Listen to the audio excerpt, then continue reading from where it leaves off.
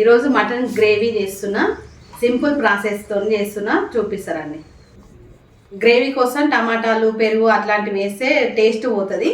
అట్లా కాకుండా వేరే ప్రాసెస్లో చూపిస్తా, చాలా మంచిగా ఉంటుంది. కుక్కర్ వేడెక్కింది, కొంచెం ఆయిల్ వేసుకొని, ఒక స్పూన్ సరిపోతుంది, ఒక స్పూన్ ఆయిల్ వేసుకొని మంచిగా శుభ్రంగా కడిగి పెట్టుకున్న మటన్ ఇది మంచిగా కడిగి పెట్టుకున్న మటన్ ఇది ఇప్పుడు ఈ ఆయిల్ వేస్తున్నా. మంచిగా కలుపుకోవాలి ఒకసారి.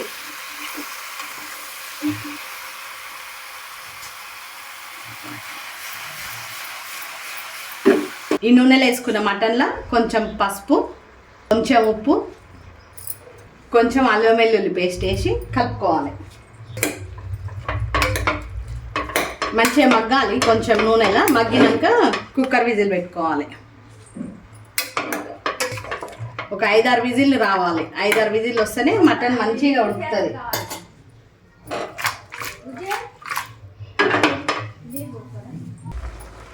మటన్లో వాటర్ ఊరినాయి, ఇంకా కొన్ని వాటర్ వేసి కుక్కర్ మూత పెడితే ఇంకా ఒక గ్లాస్ వాటర్ తీసుకున్నా. ఒక్కసారి మంచిగా కలుపుకొని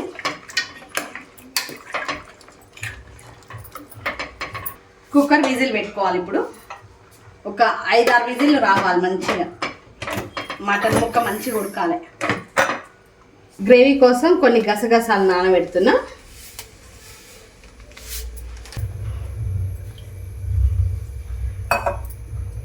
గసాలు వేస్తే చాలా టేస్ట్ ఉంటుంది, చాలా మంచిది గసాలు. కొబ్బరి ఏమో మంచిగా దీన్ని కాల్చుకోవాలి. ఇప్పుడు మామూలుగా వేయించుకున్న దానికంటే కాల్చుకుంటే టేస్ట్ ఎక్కువ కొబ్బరి ఎప్పుడైనా. వెనకటికి మంచిగా నిప్పులం పొయ్యి మీద మంచిగా నిప్పులాలు వేస్తే మంచిగా కాలేది, చాలా టేస్ట్ ఉంటుంది ఇట్లా కాలుస్తే. కొబ్బరి మామూలుగా ముక్కలు కోసి వేయించుకున్న దానికంటే ఇట్లా మంచి స్మెల్ వస్తుంది, మంచి టేస్ట్ కూడా బాగుంటుంది. ఇట్లా కాల్చుకోవాలి. కొబ్బరిని మంచిగా గాలింది, కొంచెం వేడిగా చల్లారినాక దీన్ని ముక్కలు చేసి మిక్సీకి వేసుకుందాం. గ్రేవీ కోసం ఒక 2 ఉల్లిగడ్డలు తీసుకున్నా.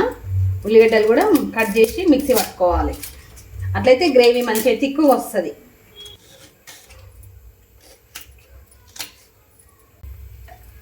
ఈ ఉల్లిగడ్డలు ఇప్పుడు మిక్సీ పట్టుకోవాలి.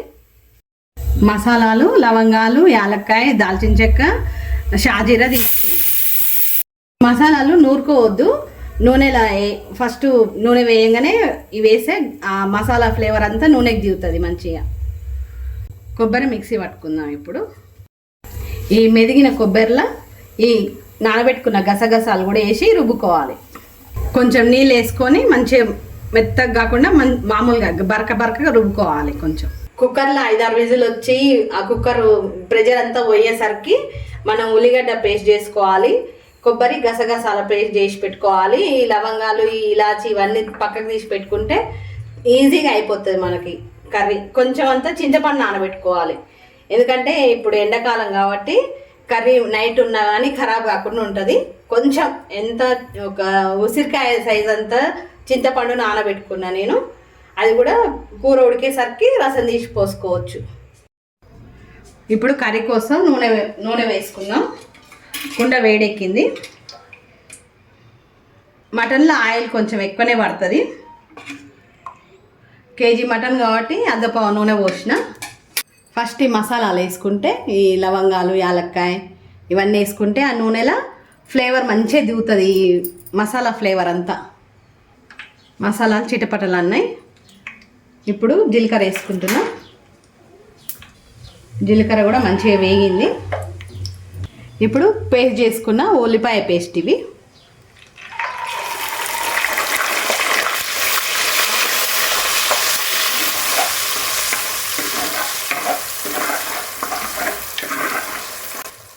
ఈ ఉల్లిపాయ పేస్ట్ మంచిగా పచ్చి వాసన పోయేటట్టు వేయించుకోవాలి. అడుగంటకుండా అప్పుడప్పుడు కలుపుతుండాలి. ఉల్లిపాయ పేస్ట్ మగ్గింది. ఇప్పుడు అల్లం వెల్లుల్లి పేస్ట్ వేస్తున్నా. అల్లం వెల్లుల్లి పేస్ట్ కూడా పచ్చి వాసన పోయేటట్టు మంచిగా వేయించుకోవాలి. ఇప్పుడు కొంచెం కరివేపాకు వేస్తున్నా. ఇది కొంచెం పుదీనా వేస్తున్నా.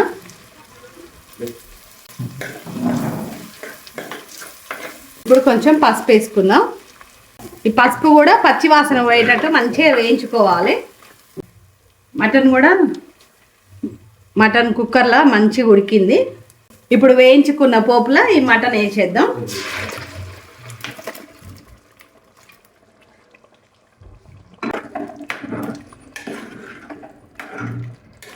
ఇప్పుడు కూరకు సరిపడేంత కారం, సరిపడేంత ఉప్పు మంచిగా కలిసేటట్టు కలుపుకోవాలి. కొద్దిసేపు మూత పెట్టి ఉడికించుకుందాం. ఈ మూత మీద కొన్ని వాటర్ వేసుకుంటే కూర మంచిగా ఉడుకుతుంది. కర్రీ మంచిగా ఉడుకుతుంది. ఆయిల్ మొత్తం సపరేట్ అవుతుంది చూడండి. ఇప్పుడు కొబ్బరి గసగసాల పేస్ట్ వేస్తున్నా.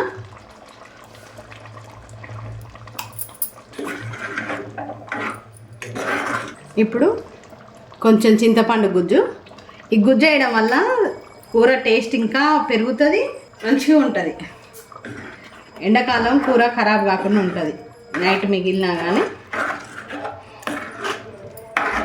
కూర కూడా కౌసు వాసన రాకుండా ఉంటుంది ఆ చింతపండు వేయడం వల్ల. ఇప్పుడు మంచిగా ఉడికించుకోవాలి. ఇంకా కూరని అన్నీ వేసినాం.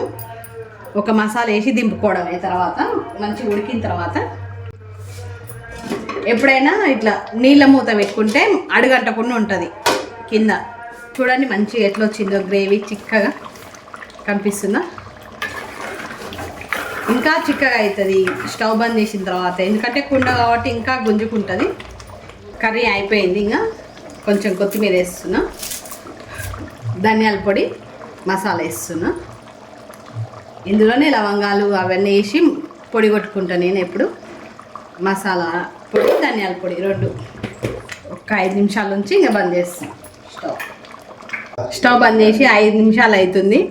ఇంకా ఎంత ఉడుకుతుంది చూడండి. కర్రీ గ్రేవీ చూడండి ఎంత తిక్కుగా వచ్చిందో. మంచిగా ఇట్లా ఉండాలి.